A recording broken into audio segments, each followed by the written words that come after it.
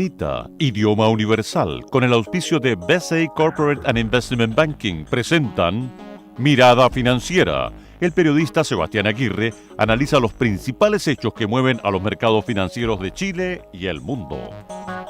¿Qué tal? ¿Cómo están? Gracias por acompañarnos a esta hora aquí en Radio Infinita, Mirada Financiera, en esta edición de miércoles.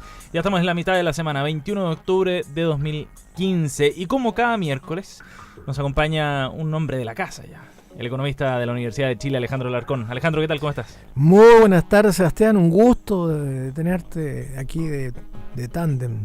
Pero encantado, pues, encantado. Para analizar varios temas que tenemos en carpeta, los estábamos preparando antes de salir al aire. Y hay harto tema que conversar en realidad, muchísimo acompañado de algunas cosas de contingencia también, alguna patita política que es bien interesante y que vale la pena analizar. Pero Alejandro, antes de que empecemos, ¿te parece si revisamos algunos datos Me parece excelente. Vamos a revisar algunos datos de esta jornada, partiendo por lo que sucedió con las bolsas en Asia, con una alza de 1,91% del Nikkei, y luego el Hang Seng con una baja de 0,37%, para cerrar esta revisión de Asia con la bolsa de Shanghai, 2,92% la caída de hoy en la bolsa de China. ¿Qué pasó en Europa? El FTSE 100 subió 0,05% en una jornada de pocas variaciones. La bolsa de París subió un 0,46%, el DAX alemán un 0,89%, mientras el IBEX madrileño casi medio punto, 0,56% de alza para esta jornada. En Estados Unidos, en Wall Street, el Dow Jones está cotizando con un alza de medio punto también, mientras que mientras que Standard & Poor's gana terreno, 0,18%. El Nasdaq, el tecnológico, sube 0,09%.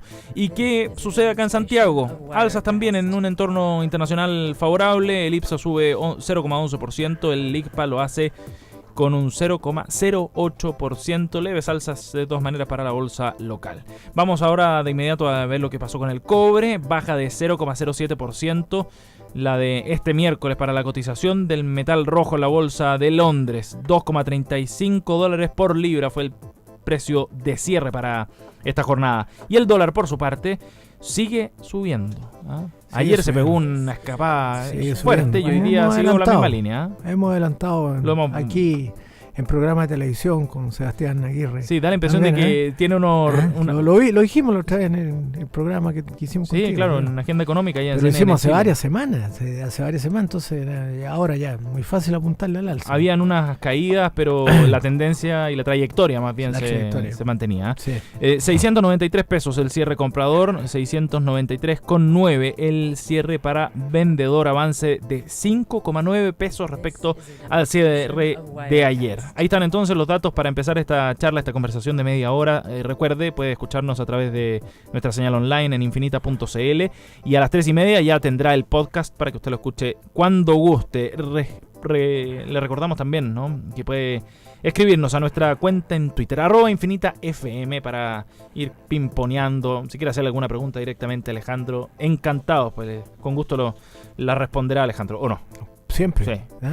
A mí me gusta mucho, porque si no quedamos mal parados. No, de verdad, a mí me encanta el intercambio. ¿Sí? Me encanta, sí, porque es la única manera, porque la gente tiene dudas a veces. Alma de profesor esa, ¿no? Sí, yo soy un profesor. Oye, Alejandro, a ver, partamos con lo de la tasa de interés. Me interesa que toquemos este punto porque lo hemos abordado ya en otras conversaciones aquí en Mirada Financiera, y en particular porque esta fue la primera alza de la tasa de interés en bastante tiempo, en cerca de 4 años.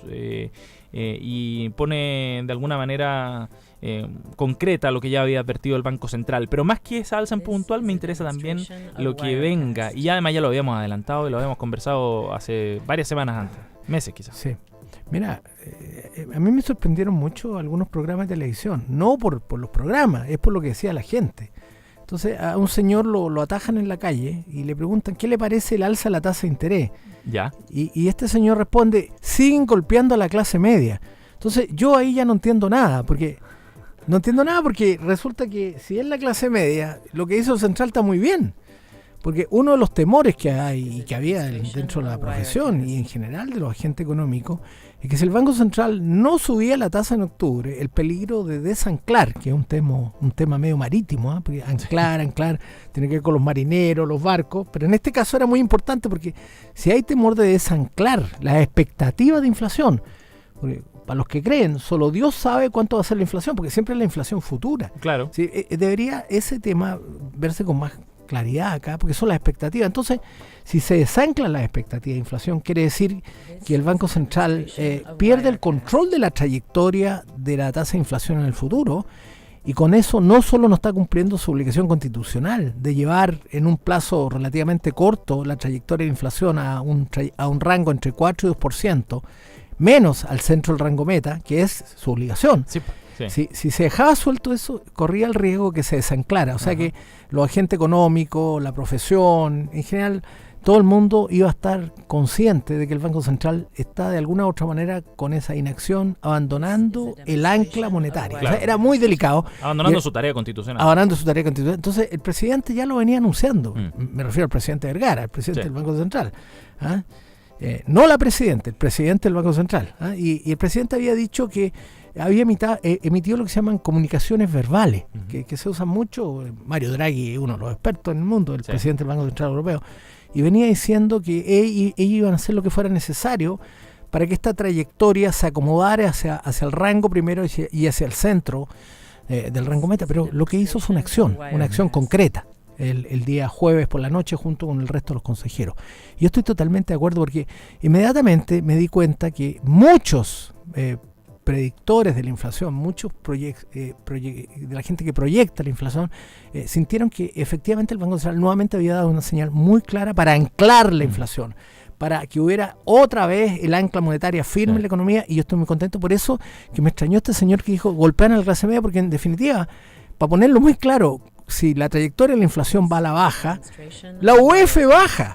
Y los contratos en UEF le afectan a mucha gente de la clase media. Dividendos, colegiatura, pagos de arriendo, etcétera. O sea, la lista es muy larga. Entonces, yo la verdad es que cuando vi esa reacción que otra vez le están pegando a la clase media, no, al revés, le están haciendo nanay a la clase media. A ver, pero hay otros, mirá, aquí también que discrepan, porque dicen que esto, de alguna manera, si es que la tasa, no solo con esta alza, sino que con lo que venga más adelante, si sigue subiendo, va a impactar también en el crecimiento de la economía. Claro, hubo un reportaje en una revista que sale una vez a la semana, no la vamos a nombrar porque después no ven que estamos haciendo propaganda, pero ese reportaje fue muy claro y puso de titular el central en jaque, que es una alusión directa al juego famoso que nos gusta mucho, que es el ajedrez. Sí, claro. Entonces, no, lo que pasa es que en la profesión hay conciencia que la tasa de interés no le hace ni cosquilla a la inversión en estos momentos, que son otras las causas de que la inversión... ¿Cuáles? Las expectativas, las malas expectativas.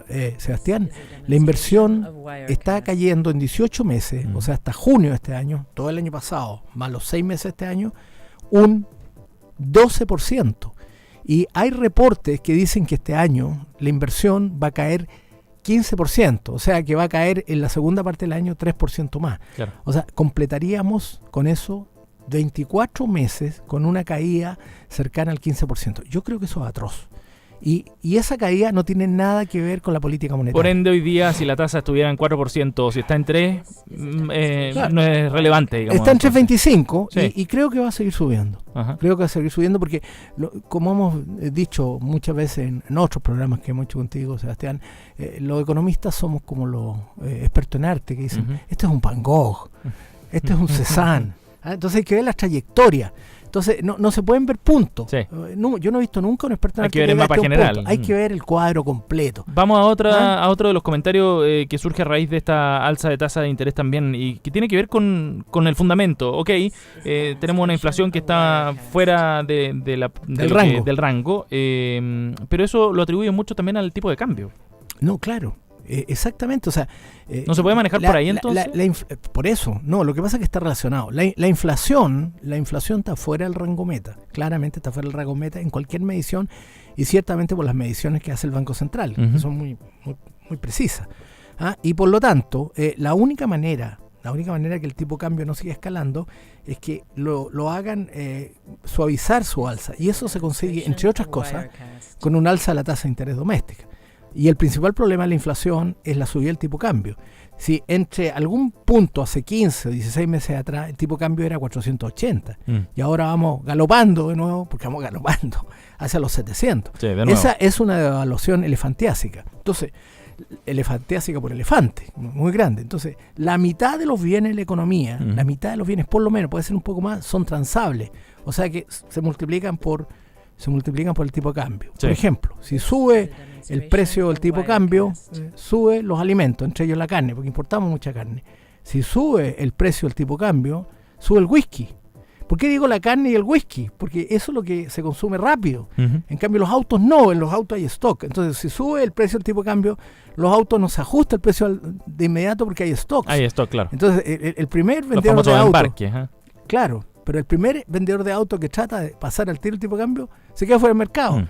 En cambio, el que lo pasa en el supermercado, que son bienes no durables... Y donde hay mucha más oferta también. Hay oferta y todo eso. Entonces afecta al índice de precio del consumidor por la parte transable. Alejandro, pero mi duda también tenía que ver con las posibilidades de manejar ese tipo de cambio de otra forma. Si tú quieres artificialmente, con una intervención del Banco Central. Bueno, las intervenciones no tienen mucha reputación de exitosa, ¿eh? Hay un señor famoso, un inversionista famoso, Soros, Sí. que quebró al Banco de Inglaterra en su intento de defender la libra esterlina. Y Soros apostó contra el Banco Central y después le caía la libra esterlina en la cabeza. Porque trató el Banco Central de Inglaterra, el Banco de Inglaterra, de defender una devaluación, y Soros apostó contra ello, y al final el banco tuvo que devaluar. Y por lo tanto, al señor Soros, que es famoso, que le caían las libras, en este caso, en la cabeza. O sea, las intervenciones, no solo porque eso es casuística, pero la historia de las intervenciones no son muy exitosas. Quizás haya algo de éxito en las intervenciones pasajeras, que se trata de acomodar, pero las intervenciones no afectan fundamentalmente el medio plazo de la trayectoria del dólar. Oye, Alejandro, estamos conversando junto al economista de la Universidad de Chile, Alejandro Alarcón. Alejandro, ayer en la conversación aquí en Mirada Financiera, conversábamos respecto a ciertas similitudes que habían entre Chile, Perú, Colombia, en términos de las trayectorias, precisamente, por ejemplo, las tasas de interés. Y en este caso, Colombia y Perú adelantaron esas alzas. Chile ha ido siguiendo el camino un poco de ello. De alguna manera, ¿esto puede adelantarnos de que las alzas van a continuar acá en el Banco Central chileno? Lo que pasa es que esto está pasando en todos los países emergentes. Cuando yo era niño, los países emergentes se llamaban países pobres, pero ahora le pusieron emergentes. Suena más bonito. Suena más bonito. Y es más realista también. Sí, pero algunos siguen siendo pobres, son todos emergentes. Menos pobres que antes. Pero esto, sí, menos pobres, sí, es verdad eso. Los países emergentes están sufriendo esto porque desde fin del 2008, cuando se produce la caída de Lehman Brothers, el mundo desarrollado, particularmente Estados Unidos, Inglaterra, Japón, Europa, que recién lo implementó, se metieron en una política monetaria muy agresiva. Incluso le llamaron el estímulo monetario, que consistía en comprar títulos en los mercados globales capitales con 85 billones de dólares al mes que metía, por ejemplo, la Reserva Federal. Eso causó una expansión del precio de los activos extraordinario, y eso sirvió para financiar las cuentas corrientes, que también eran gorditas, de varios. La cuenta corriente con déficit significa que hay exceso de gasto en un país. O sea, es lo mismo que la línea de sobregiro. ¿No? La línea de sobregiro. Lo mismo que una casa. Si tú gastas más de lo que produce, el banco te pone una línea de sobregiro. Cuando empieza a crecer mucho, te llama un ejecutivo, te dice, oiga, ¿qué le parece? ¿Qué le pasa? Mire, podríamos revisar su trayectoria. Bueno, con los países pasa lo mismo. Y de repente se acabó el estímulo monetario. Por lo tanto, los países se quedaron sin financiamiento. Entonces, la válvula, la llave que ajusta eso, son los tipos de cambio. Y por eso que están subiendo los tipos de cambio en todos esos países. Y la manera de evitar que suba el tipo de cambio es subiendo la tasa de interés. El ejemplo más claro es Brasil. Brasil ha tenido que subir la tasa de interés de manera impresionante. Pese a estar en recesión.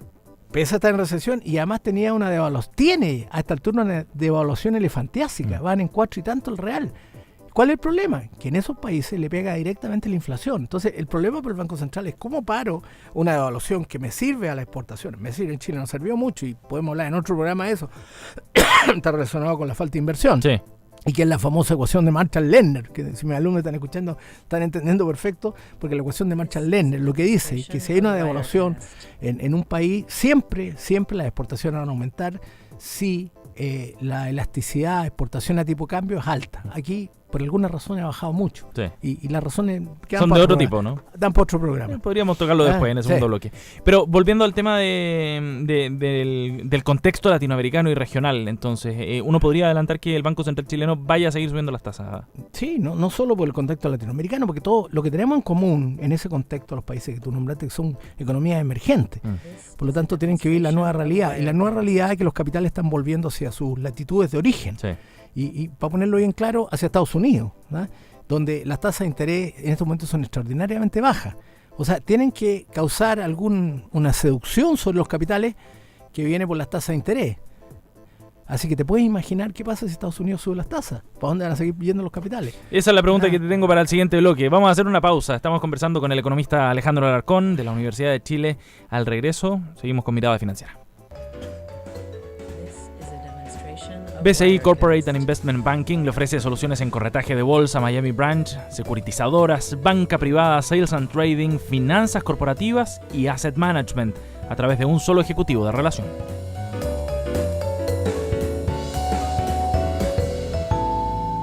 BCI Corporate and Investment Banking, un socio estratégico con un modelo de atención integral único y un banquero de relación que le entregará las mejores soluciones ante desafíos complejos, avalado por un banco con más de 75 años de experiencia en el mercado. BCI Corporate and Investment Banking. Sentémonos a conversar.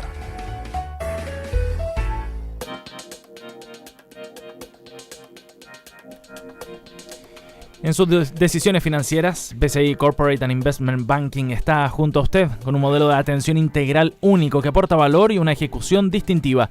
Sentémonos a conversar, es la invitación que a esta hora nos hace BCI. En Mirada Financiera hoy estamos junto a Alejandro Alarcón, economista de la Universidad de Chile. Alejandro, ya lo adelantabas antes de que fuéramos a la pausa.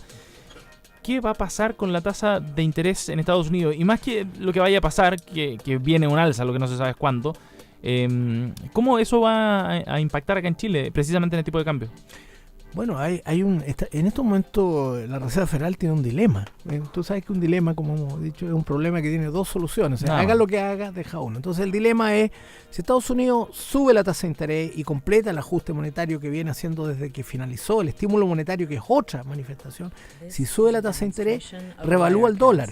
Y si revalúa el dólar, debilita las exportaciones de las empresas globales. Por ejemplo, la semana pasada, cuando se subieron las utilidades de Walmart, por el impacto que estaba teniendo un dólar más fuerte, supimos que Walmart había perdido 6% en Wall Street. O sea, esto no es gratis. Y eso se puede extrapolar a otras empresas que son globales. Entonces es la parte mala, porque si se debilita la exportación de Estados Unidos, se debilita el crecimiento. Pero por otro lado, y también hay algún impacto en la economía mundial, como podemos ver que en estos momentos tiene una trayectoria dudosa por mucha incertidumbre todavía. Y la desaceleración que ha habido en China. Sí. Pero por otro lado, está el peligro de lo que se hizo famoso en los últimos años por el profesor Shiller, Robert Shiller, que son las burbujas. Porque cuando tú estás insuflando liquidez, ya sea directamente a través de un estímulo o con tasa de interés cero, lo que hacen muchos agentes económicos es comprar activos financieros y comprar activos inmobiliarios. Lo que hace es subir el precio y de repente eso, ¡pop! O sea, burst. O sea, explota una burbuja. La última gran crisis fue una burbuja que explotó cuando cayó Lehman Brothers. Entonces, sabemos que hay una relación muy directa. ¿Y ahora cuáles son las burbujas que podrían estar incuándose? Bueno, en cualquier activo. Si sube mucho el precio de los activos, ¿no es cierto? Y explota, eso se pasa al sector real de la economía. Porque en general la gente, cuando el precio de los activos cae mucho, se siente más pobre, consume menos y se produce una desaceleración, que si no es detenida puede llegar a una recesión. Ya tenemos la prueba fidedigna que ocurrió a fines del 2008. Sí, claro. Sí. Todavía estamos ahí por lo tanto, remando. Ese es el dilema. Por lo tanto, yo creo que si no la sube en octubre, de todas maneras la va a subir en diciembre. O sea que viene el alza de tasa en Estados Unidos. ¿Y esa alza de tasa impacta acá en el tipo de cambio de qué Por forma? supuesto. Porque si se revalúa el dólar, se deprecian todas las otras monedas que están contra el dólar. Y por lo tanto, tenemos otra subidita. Por lo tanto, las presiones para que el tipo de cambio suba son muchas. Y por lo tanto, las presiones sobre la inflación en Chile son muchas. Por lo tanto, no me cabe duda que el Banco Central va a seguir subiendo la tasa de interés. Teniendo eso como su principal meta. En ese sentido, entonces, vamos a acostumbrarnos a un dólar cercano Muy o por cercano. sobre los 700 Sí, pesos cercano, podría por bajar. bastantes meses y Sí. quizás años, entonces. Sí, bueno, años, O- tú sabes o que... año me refiero al próximo el 2016. o el primer semestre, bueno, pero mientras más lejano, tú sabes que solo Dios sabe, para los que creen, lo que va a pasar muy en el futuro. Sí. ¿no? Y lo otro son especulaciones. Pero efectivamente el escenario se está dando. Precio del cobre a la baja, porque China continúa bajando su crecimiento. Está todavía en niveles razonables. Los chinos dicen 6,9, algunas empresas dicen 6, otras dicen 4. Sí. Entre 4 y 6, 5, como dijimos. Y Hay mucha duda. y hay al un respecto. tercer factor que es la volatilidad. Porque La volatilidad de los activos financieros. Ajá. Y por eso la subida de las bolsas, por ejemplo, Japón cayó cayó en la semana, pero hoy día subió casi 2%. Sí, pues, sí, lo y veíamos todos al los que inicio. estamos en Japón aplaudimos, decimos, al fin ganamos algo.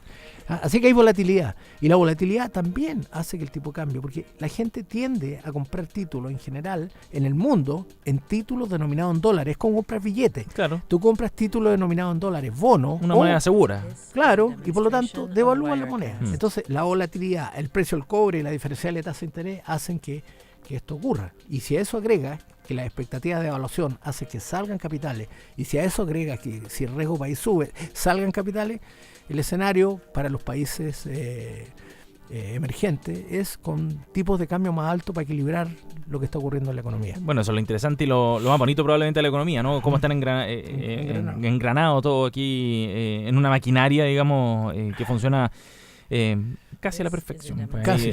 Casi. Se mueve una piececita por un lado y eso tiene repercusiones en varios otros puntos del globo.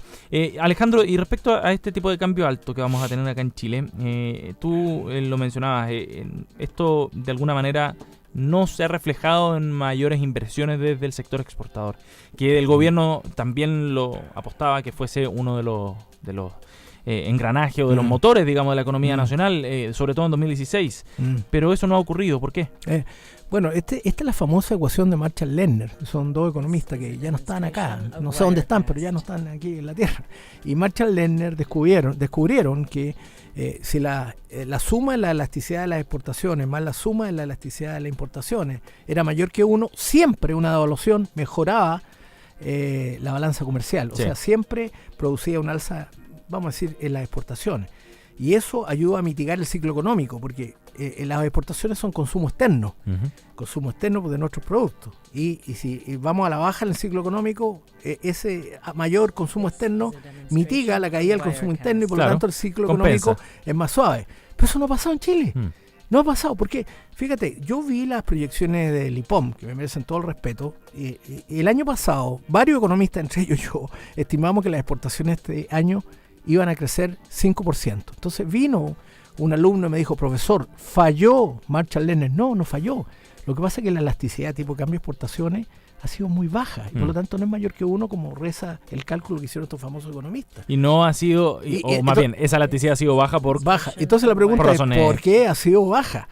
Entonces, yo para eso me hice una especie de Serviu, que es una encuesta entre varios exportadores, sobre todo que exportan fruta a Asia y a China, que tiene un ciclo que va a la baja, pero todavía crece fuerte, 5 o 6%. Sí. Y con el tipo de cambio como está de apetitoso, porque es muy competitivo. Muy bueno. Entonces le pregunté, ¿por qué no exportas más? Y me contestó medio elíptico, me dijo, porque me tendría que comprar otra camioneta y otro packing. Entonces, ¿y por qué no lo hace? Porque está buenas las condiciones, porque tengo miedo. Entonces, eso en economía se llaman expectativas. Sí, claro. Entonces, la inversión en este momento no está explicada por la tasa de interés, estimadas auditores. Está explicada por las malas expectativas de la condición política del gobierno. Lo que ratificaba, en definitiva, el análisis que hacíamos sobre cuán conveniente era o no efectivamente llevar adelante esta alza de tasas que había anunciado el Banco Central. O sea, el Banco Central no ve, digamos, mayor impacto en la inversión precisamente porque lo que explica la baja inversión está en otra parte. Pero sí ve impacto en la inflación, sí, claro, que le preocupa mucho porque tiene una obligación constitucional. Oye, Alejandro, y considerando tu experiencia además, hoy día viene la reunión de la cena anual de la SOFOFA, de la industria. La presidenta Bachelet no sabía si es que alcanzaba a llegar a la reunión. ¿Va a ir o no? No sabía, dijo. Hoy en entrevista... O sea, no sabemos en este momento. No, en entrevista en otra radio dijo, no sé si alcanza a llegar porque tiene una agenda regional, va a estar en Aysén. Ya. Y es lejos.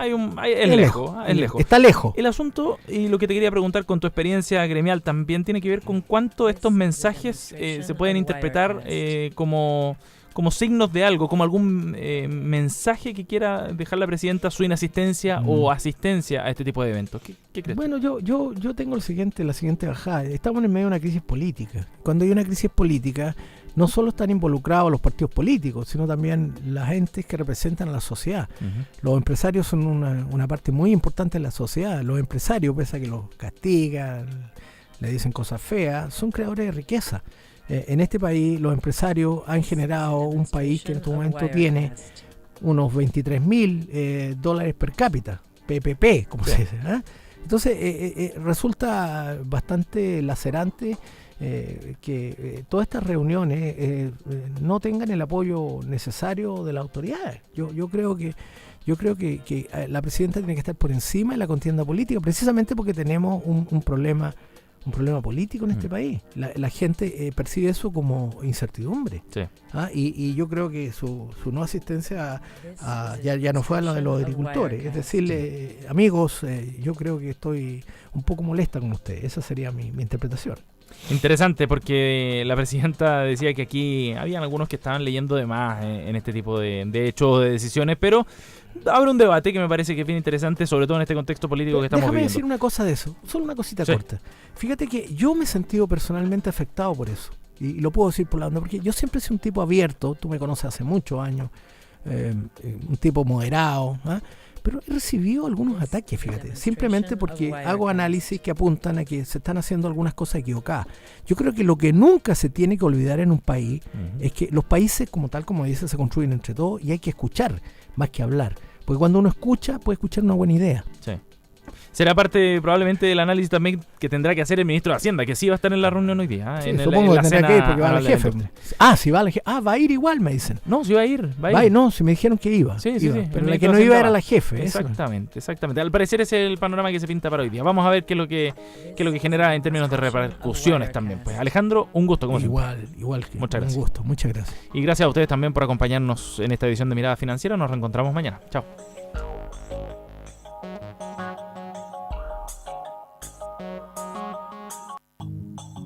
Radio Infinita, idioma universal, con el auspicio de BCA Corporate and Investment Banking, presentaron Mirada Financiera, el análisis de los principales hechos que mueven a los mercados financieros de Chile y